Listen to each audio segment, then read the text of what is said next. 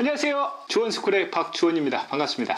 자, 두 번째 대단원 중에서 세 번째 중단원 물질대사와 건강 파트 내용입니다. 자, 이 내용이 크게 두 가지 세부적인 주제로 나눠지는데 그 첫 번째가 에너지 대사와 균형, 그다음 두 번째 이런 균형이 깨졌을 때 나타나는 대사성 질환에 대한 사례다. 자, 첫 번째 주제부터 들어가 보자. 에너지 대사라면 여러분들 에너지 이제 출입 이렇게 생각을 하면 되는 건데, 나에게 필요한 에너지는 외부로부터 내 몸속으로 가져와야 되는 거고, 가져온 에너지를 바탕으로 내 생명 활동을 이어가는 거잖아. 그럼 이러한 에너지를 나는 어떻게 내 몸에다 집어넣냐? 3대 영양소를 통해서 에너지를 얻게 되는 거지. 왜? 3대 영양소 안에는 생명활동에 필요한 화학에너지가 저장이 되어 있기 때문인 거지. 화학에너지가 담겨있는 이러한 3대 영양소를 너무 적게 섭취하게 되면 내 몸 안에서 생명활동에 필요한 에너지를 바로바로 꺼내줄 수가 없는 문제가 생기겠지. 그러면 기존에 이미 가지고 있던 3대 영양소를 끊임없이 분해를 시킬 수밖에 없는 거고, 그 결과 내 몸에 3대 영양소의 양이 점점 줄어들겠지. 그 결과 체중 감소가 일어나게 되는 거고, 남은 3대 영양소가 없기 때문에 내 몸을 구성한, 즉 내 몸의 세포를 구성한 물질 자체도 확보할 수가 없단 말이야. 그래서 내 몸을 구성한 세포들을 계속 만들어낼 수가 없기 때문에 특히 어린아이나 청소년들 같은 경우에는 성장 장애가 일어날 수밖에 없는 거겠지. 거기에다가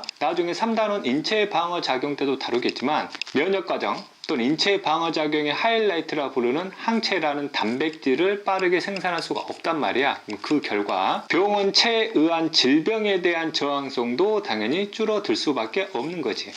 이런 전반적인 상황을 우리가 영양실조다 이렇게 표현을 하게 되는 거야. 결국 내 생명활동에 필요한 에너지만큼 에너지가 담겨있는 3대 영양소, 즉 음식물을 지속적으로 섭취를 해줘야 된다는 거. 그러면 이러한 에너지가 담겨있는 3대 영양소를 너무 과다하게 섭취되면 어떤 문제가 생기냐? 그러니까 여러분들이 상식적으로 생각하시는 부분들이 3대 영양소를 과다하게 섭취를 하게 되면 내 몸에서 그만큼 에너지를 꺼내 쓰더라도 남아돈다는 얘기잖아. 그 남아도는 에너지를 결국 내 몸에다가 저장을 할 수밖에 없어요. 그럼 에너지 저장 효율성이 높은 물질로 뭐가 있냐면 바로 지방이란 말이야. 지방을 직접적으로 섭취하지 않더라도 포도당과 같은 탄수화물을 과다하게 섭취하게 되면 내 몸에서는 남아도는 탄수화물을 지방으로 전환시켜서 저장을 시켜버리는 거지. 내 몸에서 지방을 저장하려면 지방을 전문적으로 저장할 수 있는 세포를 따로 만들게 되게 되는 거고, 그러한 세포를 우리가 지방세포라 불러요.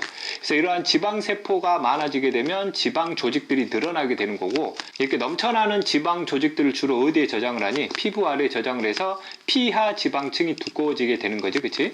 자, 그 결과 결국 체중이 늘어나게 되는 거고, 그럼 혈액 속에도 결국 지방과 같은 지질의 성분들이 결국 많아진다는 얘기가 되는 거거든. 순환계 질병으로 이어질 수 있어요. 그럼 그 결과는 결국 모든 기관계에서 일어나야 할 생명활동에 필요한 물질대사의 문제를 일으킬 수밖에 없다는 얘기지. 그 결과 다양한 합병증으로 이어질 수밖에 없는 거고, 그러면 여러분들 수명이 단축이 되게 된다. 두 가지 사례를 보게 되면 결국 너무 많이 섭취해도 안 되고 너무 적게 섭취하기도 안 되기 때문에 적절한 균형이 필요하다 이 뜻이야. 두 번째 내용이 굉장히 중요한 내용이지. 에너지 대사량이라는 내용이다. 이때 에너지 대사량이라는 말이 단독으로 나오게 되면 여러분들 이렇게 생각해도 돼요. 내 몸에서 일어나는 세포 호흡량이라 봐도 돼. 왜? 세포 호흡 결과 방출된 에너지를 가지고 결국 생명활동 이용을 할 거니까. 또 다른 말로는 내 몸에서 일어나는 모든 생명활동을 위해서 필요한 에너지량을 에너지 대사량이다 이렇게 표현을 해도 상관이 없어. 그럼 이때 에너지 대사량을 크게 세 가지로 나눠요.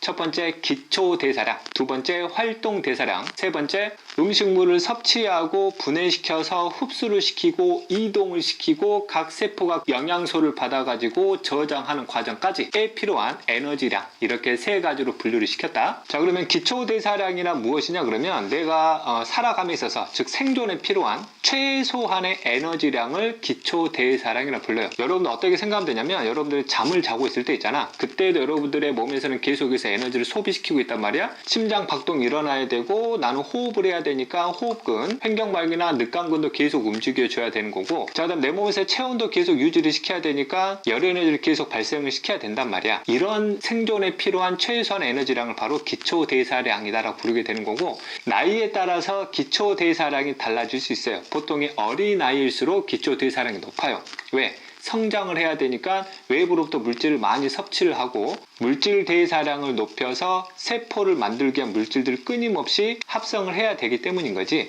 두 번째, 성별에 따라서도 기초 대사량이 나타날 수 있다. 평균적으로 여자보다 남자가 기초 대사량이 높아요. 남자들이 여자들보다 근육의 발달량이 많거든. 자, 그 다음 키나 체중에 따라서도 기초 대사량이 달라질 수 있거든. 이걸 비교하려면 이 두 사람은 키와 체중만 달라야 되고 나이나 성별은 똑같아야 돼.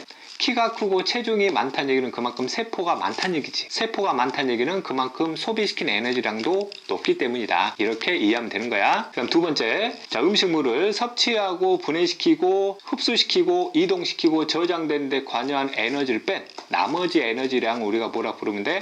활동 대사량이라 부르면 되는 거지. 그래서 여러분들 운동을 하거나 그 다음에 뭐 공부를 한다거나 기타 일상생활에 필요한 에너지량을 우리가 활동 대사량이라 부르게 되지. 자, 그 다음에 일일 대사량을 들어갈게요. 이때 에너지 대사량에다가 시간을 붙인 거야. 하루 동안에 여러분들이 모든 생명 활동을 함에 있어서 필요한 전체 에너지량을 일일 대사량이다 이렇게 부르게 되면 되는 거고, 우리가 앞에서 다뤘던 세 가지 개념에다가 이제 시간만 붙이면 되는 거야.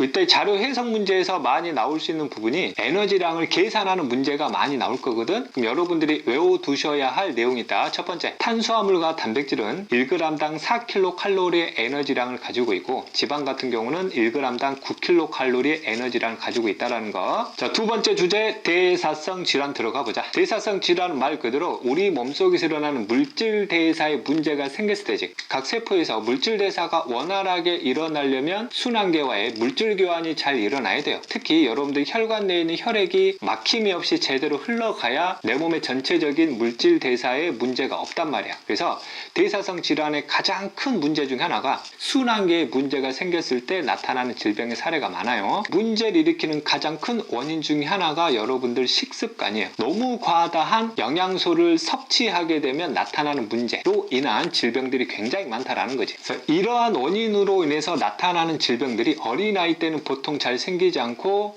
이것들이 누적이 돼서 나이가 들었을 때 생기는 질병들이라 그래서 보통 성인병이라 부르는 질병들이야. 그래서 다양한 질병들을 다 묶어다가 합병증이다 이렇게 부르기도 하는 거지. 자, 그 다음 이런 대사성 질환의 문제가 여러분들 후천적인 요인도 있겠지만 선천적인 영향, 즉 유전적인 영향도 있을 수 있다는 거. 그 다음 여러분들 평소 스트레스도 많이 받게 되면 이런 대사성 질환이 같이 찾아올 수 있다는 거. 그래서 이런 대사성 질환에 대한 사례는 3단원에서 질병의 종류를 다루잖냐. 그래서 비감염성 질병과 감염성 질병이 나오는데 지금 다루는 내용은 비감염성 질병, 즉 병원체하고 관계가 없는 질병들이야. 그래서 항상 여러분들이 특정 단원에 대한 내용을 다루면 거기서 끝내지 말고 전체 단원과 통합할 수 있는지도 생각할 수 있어야 돼. 그럼 대사성 질환의 종류가 뭐가 있냐? 어마어마하게 많겠지. 7종 교과서 중에서 공통으로 실려있는 질병의 종류를 보게 되면 고혈압, 당뇨병, 고지혈증, 지방간이 있어. 내신에서 문제가 나온다라면 뭐 단답형 문제나 뭐 소술형 문제가 나오겠지. 고혈압이 뭐냐? 또는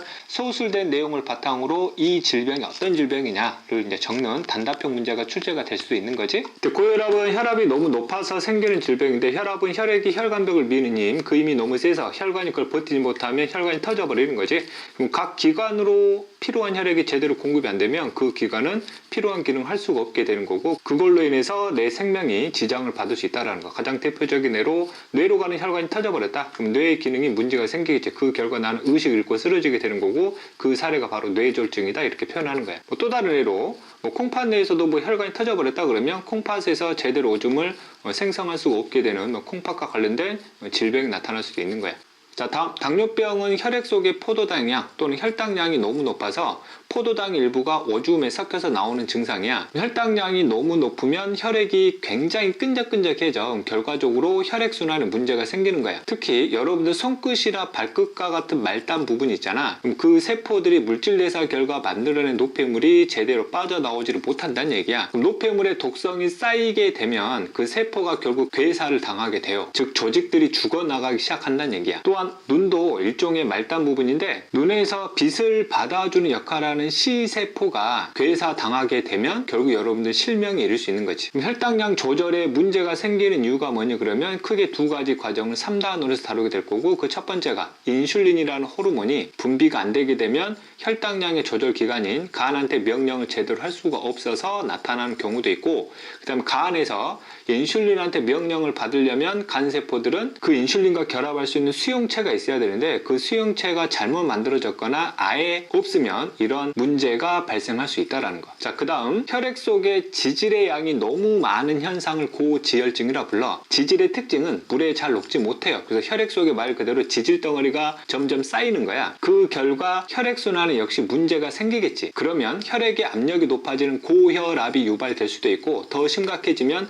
혈관이 막혀요. 특히 동맥의 혈관이 막혀버리는 거를 동맥경화라 불러요. 동맥이 탄력성을 잃어버리고 딱딱해진다는 뜻이거든. 그럼 이것도 마찬가지로 특정 기관으로 가는 혈관이 막혀버리잖아. 그럼 그 기관이 제대로 기능을 수행할 수가 없는 현상으로 다양한 질병들이 유발될 수 있다는 뜻이야. 뇌로 가는 혈관이 막혀버렸다. 뇌졸중이 유발될 수 있는 거고, 그럼 심장의 근육들과 연결되어 있는 혈관이 막혀버리면 심장 근육들이 더 이상 움직일 수가 없어요. 그럼 심장 근육이 멈춰버려요. 그거를 심근경색이라 불러. 자, 그 다음 간에 지방이 쌓이는 현상을 지방간이라 불러요. 간에 지방을 저장하는 세포수가 늘어나게 되고, 반대로 간이 가지는 기능을 수행해야 할 세포수가 줄어드는 현상이거든. 그럼 결과적으로 간의 기능이 저하가 되겠지. 우리가 앞에서 다뤘던 소화액 중에서 쓸개즙이 제대로 만들어지지 않아서 지방의 소화에 문제가 일어난다거나 혈당량이 제대로 조절이 이루어지지 않는 현상도 나타날 수 있어서 당뇨병이 일어날 수 있는 거고, 우리가 섭취한 술 속에 있는 에탄올을 제대로 분해시키지 못해서 에탄올의 독성 효과가 결국 커짐으로 인해서 다른 기관에 문제를 일으킬 수 있는, 역시 마찬가지로 다양한 질병들이 유발될 수 있다는 거지. 이게 시간이 더 지나게 되면 간이 점점 딱딱해지기 시작을 해요. 그거를 간경변이라 불러요. 결국 대사성 질환은 특정 하나의 원인으로 잡을 수 없는 거고, 여러 가지 복합적 원인들이 다양하게 작용을 하고 그 결과 다양한 질환들이 발생을 하기 때문에 엄청나게 많은 합병증을 유발하게 되고, 그 결과 우리의 수명은 짧아질 수 있다는 거. 그래서 여러분들 평소의 식습관이 얼마나 중요한지 이해되겠지? 자, 그럼 이러한 대사성 질환을 예방하는 방법이 무엇이냐? 결국 다시 처음으로 돌아가게 되면 여러분들이 섭취하는 영양소와 내 몸에서 소비시키는 영양소의 균형을 맞춰줘야 되는 거야. 그래서 여러분들 여기 나와 있는 내용들이 결국 이러한 균형들을 맞추는 활동들이거든. 이런 활동들 여러분들 평소에 실천을 해야 된다는 게 이 단원의 핵심이다. 여기까지 영상이 도움이 되셨으면 구독 꼭 해주시고 좋아요 눌러주시고 댓글 꼭 남겨주시길 바랍니다. 저는 지금까지 주원스쿨의 박주원이었습니다. 안녕.